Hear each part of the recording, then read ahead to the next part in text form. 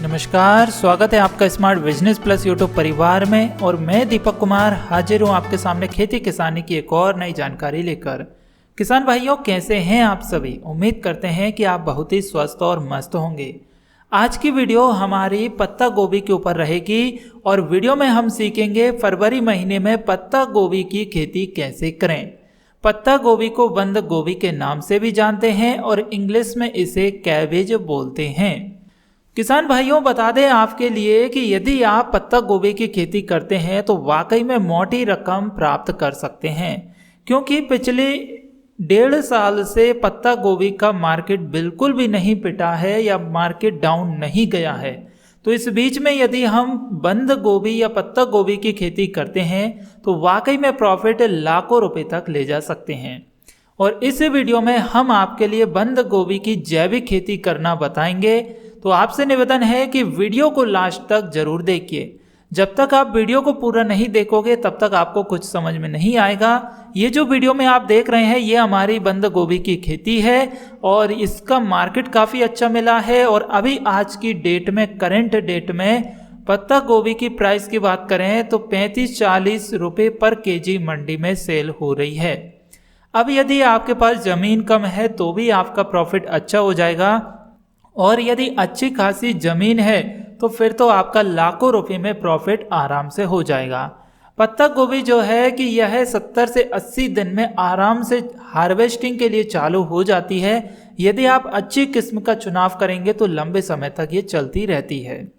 तो इस बीच में पत्ता गोभी की खेती जैविक तरीके से कैसे करेंगे ये सीखते हैं। तो जलवायु की बात करें तो पत्ता गोभी की खेती वैसे तो ठंडी आर्द्र जलवायु में हो जाती है, लेकिन इसे आप नॉर्मल टेम्परेचर भी लगा सकते हैं।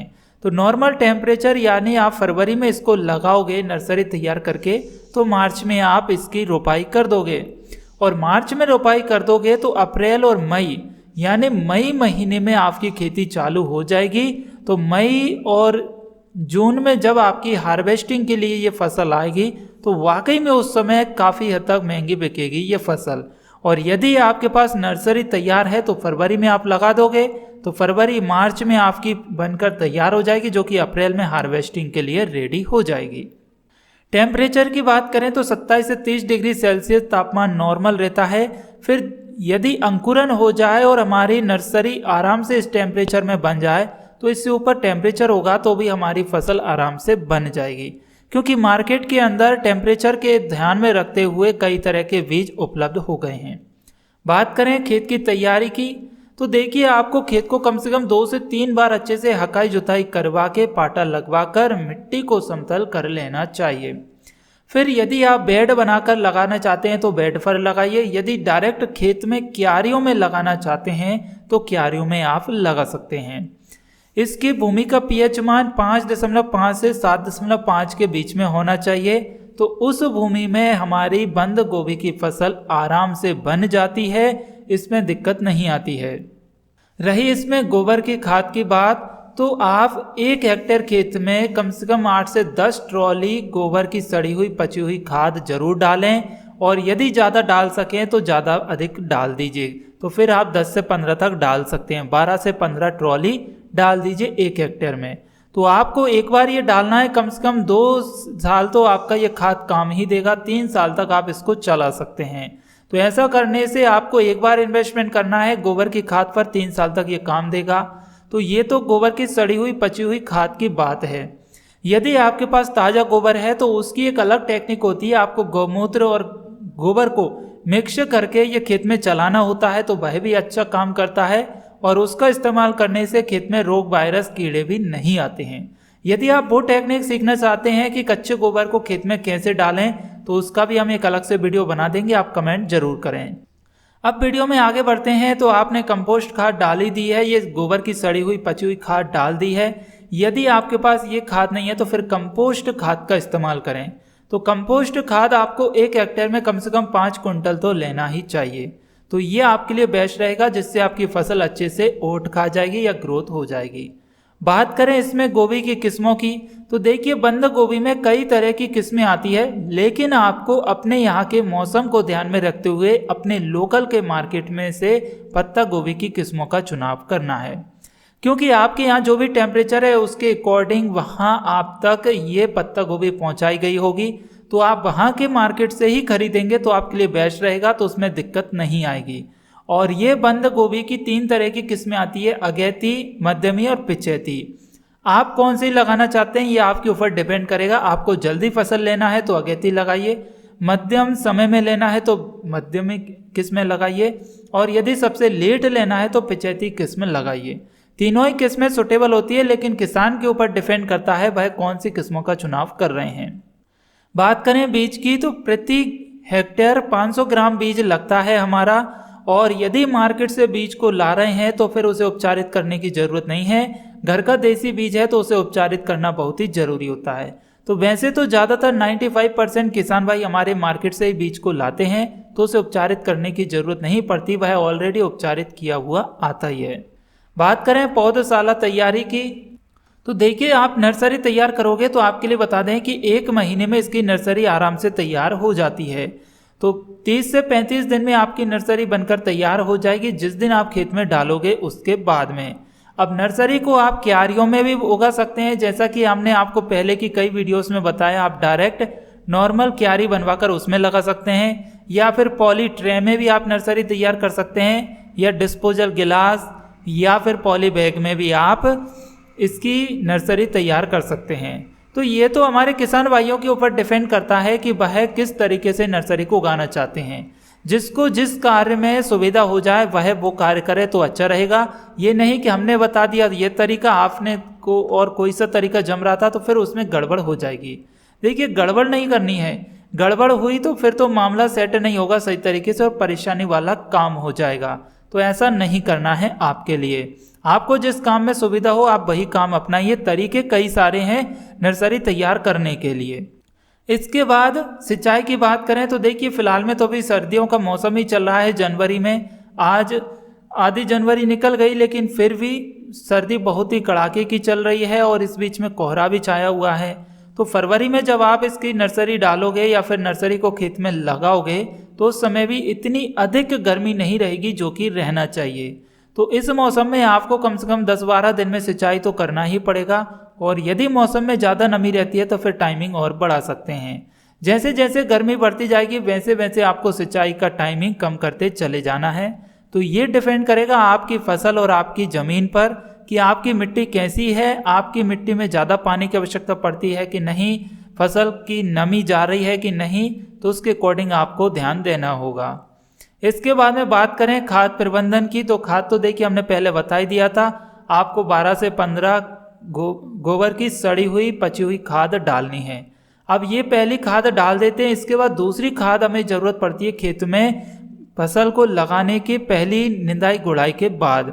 तो उस समय हम यूरिया देते हैं, नाइट्रोजन या फिर फास्फोरस देते हैं सिंगल सुपर फास्फेट के रूप में, या फिर हम पोटास देते हैं। तो इन तीनों की कमी को यदि पूरा करना है तो फिर आप क्या करेंगे, गाय के गोबर के जो उपले रहते हैं उस उपले को गलाकर जैविक तरल खाद बनाएंगे और उसका स्प्रे कर देंगे। तो उससे भी आपकी नाइट्रोजन फास्फोरस की कमी पूरी हो जाएगी और आपको ज़रूरत ही नहीं पड़ेगी कि फसल में कोई खाद देना चाहिए। अब ये गोबर के उपले का खाद कैसे बनाना है इसके बारे में ऑलरेडी हमने चैनल पर वीडियो डाल दिया है। यदि आपको समझ में नहीं आया है तो आप एक बार कमेंट करिए, हम फिर से आपको इसके बारे में वीडियो बनाकर डाल देंगे बहुत जल्द। तो आपको इस टॉपिक पर भी कमेंट करना है यदि आपको जैविक गाय के गोबर का उपले का तरल खाद बनाना सीखना है तो।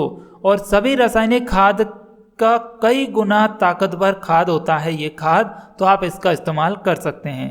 इसके अलावा पोटास की कमी को दूर करनी है, पोटेशियम की, तो फिर आप केले के छिलकों को सुखा लीजिए। जब केले के छिलके सूख जाए तो उनको डिकम्पोज होने के लिए 8 से 10 दिन के लिए पानी में डाल दीजिए। फिर जो पानी लिक्विड हमारा तैयार होगा वह भी पोटेशियम का काम करेगा और बहुत ही शानदार रिजल्ट इसके मिल जाएंगे।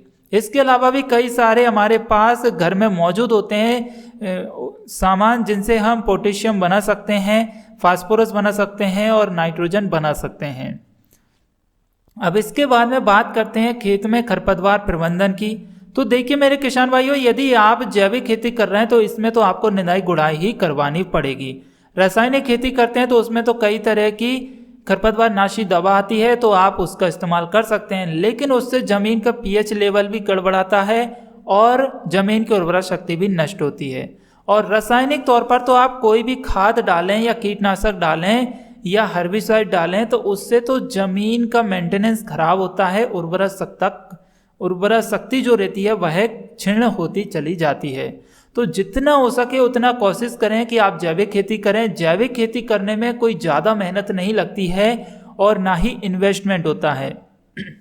जो किसान भाई हमारे जैविक खेती करते हैं उनको पता ही होगा कि जैविक खेती करने में लागत जो रहती है वह बहुत ही कम हो जाती है, नाम मात्र में हो जाती है, और जो लागत हमारी कॉस्ट इन्वेस्टमेंट बचता है तो वह प्रॉफिट में जुड़ता है, तो हमारी फसल में प्रोडक्शन भी अच्छा मिल जाता है, प्रॉफिट भी अच्छा मिल जाता है। और हम भी एक ऐसी दवा पर काम कर रहे हैं जो कि हर्बिसाइड पर काम करेगी। अब उसकी टेस्टिंग चल रही है कि काम करती है कि नहीं, तो उसके लिए आप चैनल पर बने रहें। और जो भाई बहन मित्र हमारे पहली बार इस चैनल पर या वीडियो देख रहे हैं तो उनसे निवेदन है smart business plus YouTube channel को सब्सक्राइब करें, साथ में बेल आइकन प्रेस करें ताकि आपको जैविक खेती की हर समय जानकारी मिलती रहे और आपके जो भी सवाल हैं उनके जवाब हम समय समय पर देते रहें। और वीडियो पसंद आए तो लाइक और शेयर तो आपको करना ही है, और जो भी सवाल है वो कमेंट जरूर करना है। तो इस तरीके से आपको इसमें खरपतवार प्रबंधन करना पड़ेगा निंदाई गुड़ाई करवा के। बात करें रोग प्रबंधन की या फिर कीट प्रबंधन की, तो देखिए इसमें ज़्यादातर लगता है बंद गोभी में गलन डैम्पिंग रोग यानी पौध गलन या फफूंदी, ये फंगस जो लगती है।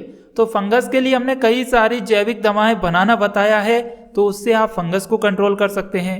इसके बाद इसमें कीट लगते हैं जैसे कि माहो हो गया, एफिड्स, या फिर इसमें वो इल्लियाँ लग जाती हैं हरी और काले कलर की, या फिर वो कंबल लगता है, या मच्छर लगते हैं, मक्खी लगती है। तो इस तरह के यदि कोई भी कीड़े लगते हैं, इंसेक्ट्स लगते हैं, तो उसके लिए भी हमने जैविक कीटनाशक बनाना आपके लिए सिखाया है। आपने नहीं देखी है वीडियो तो आप देखिए, यदि आपको वह समझ में नहीं आया तो पत्ता गोभी के लिए हम अलग से एक जैविक कीटनाशक बनाना बताएंगे। तो यदि आप ये सीखना चाहते हैं तो हमें कमेंट जरूर करिए। आपको जो भी लिक्विड या फिर कीटनाशक हाई पावर या खाद बनाना सीखना है तो आप बिल्कुल कमेंट करिए, लेकिन एक ही बार कमेंट करना है। जो भी जितने भी सवाल हैं उसी कमेंट में आप जोड़ते चले जाइए, तो उसके अकॉर्डिंग हम आपके सवालों के जवाब भी देंगे और उसके ऊपर वीडियो भी बनाकर बहुत जल्द डालेंगे।